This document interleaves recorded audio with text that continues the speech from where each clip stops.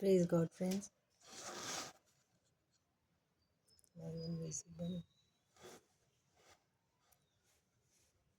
ये रोमियो का चैप्टर 4 इसका 3 से मैं पढ़ रही हूँ। पवित्र शास्त्र क्या कहता है? यह है कि अब्राहम ने परमेश्वर पर विश्वास किया और यह उसके लिए धार्मिकता गिना गया।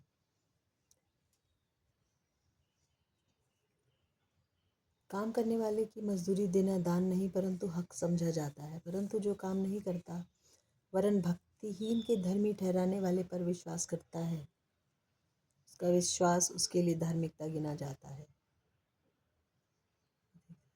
इससे परमेश्वर बिना कर्मों के धर्मी ठहराता है।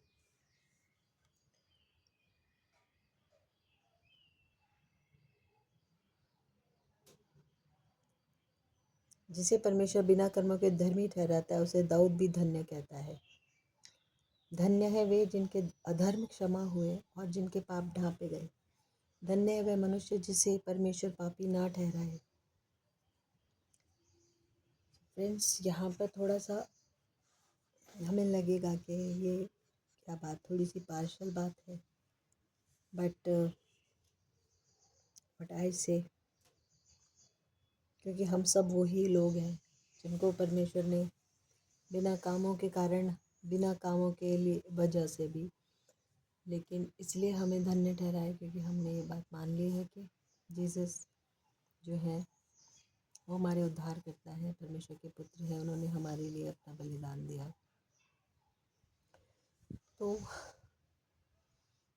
ये बात, हम लोग धन्य हैं जिनके अधर्म क्षमा हुए। हम लोगों ने ये बात समझा पहले कि हमारे कामों के द्वारा हमें माफ़ी नहीं मिलने वाली। Then Holy Spirit led us to Jesus and हमें ये भी सिखाया। मेरा ये पर्सनल एक्सपीरियंस है जो मैं after I became believer in Jesus Christ, कि ये मेरा ट्रस्ट था कि मुझे परमेश्वर ने बचाया है, इसलिए मैं पाप से मुक्त हो सकती हूँ। पाप से जो मेरी मजदूरी डेथ है वो उसको जीसस ने ले लिया।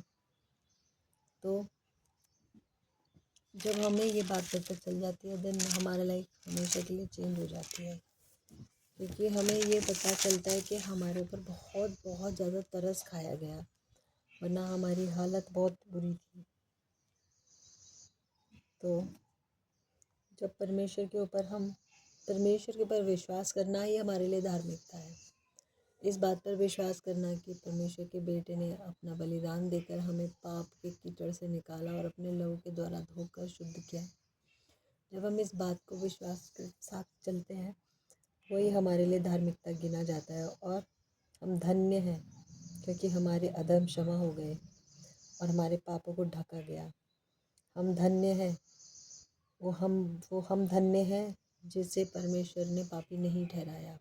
लेकिन ये हमें अपने कामों की और अपनी अच्छाइयों कुछ स्पेशलिटी की वजह से नहीं मिला, पर हमें वो इसलिए मिला क्योंकि जीसस ने हमें ऐसा किया, हमें हमारे पापों के लिए खुद का बलिदान दिया। हमारी जो सज़ा हमारे को हो गई थी और जो हमारे अंदर डीप रूटेड सिन थे वो परमेश्वर ने अपने ब्लड से क्लेंस करके हमको स्वर्ग का उत्तराधिकारी बनाया। और अर्थ पे भी हमें परमेश्वर ने कहा है कि इस अर्थ में भी तुम जीवित लोगों के जगहों में भी तुम परमेश्वर की ब्लेसिंग्स और उनके ग्रेस को देखोगे। So friends, I encourage you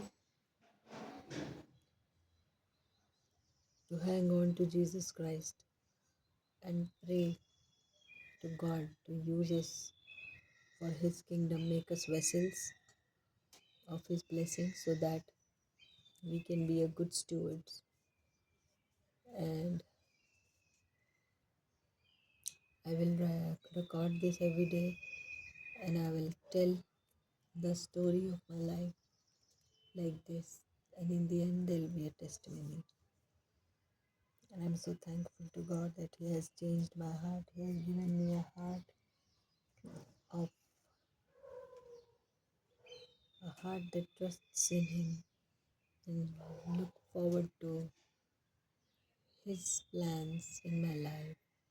I'm here and I'm waiting on God to help me figure out what I'm supposed to do while